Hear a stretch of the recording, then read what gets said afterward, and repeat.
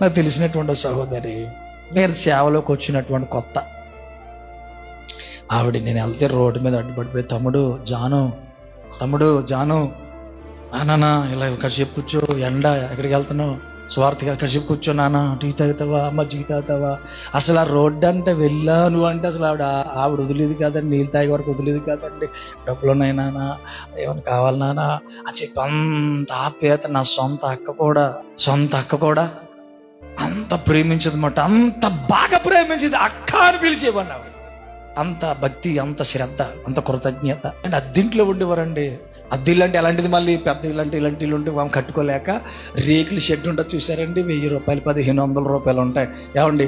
అలాంటి ఇంట్లో అద్దుకుంటూ కష్టపడుతూ పిల్లల్ని పోషించుకోలేక ఎన్నో ఇబ్బందులు పడుతూ కృప చూపి దేవుని పెట్టారు, ఒక మంచి గృహాన్ని కట్టుకోవడానికి యేసయ్య కృప చూపించారు. ఇప్పుడు ఇల్లు కట్టిన తర్వాత ఇంకా కృతజ్ఞత లేదక.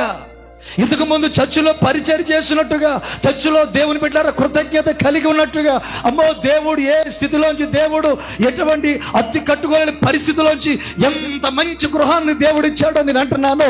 ఆ షెడ్ లో ఉన్నప్పుడు దేవునికి ఎంత కృతజ్ఞత కలిగి ఉన్నావు. నువ్వు మంచి ఇల్లు కట్టుకున్నప్పుడు కూడా అంత కృతజ్ఞత కలిగి ఉండాలి. గట్టిగా చప్పలు కొట్టేసి మయపరచండి.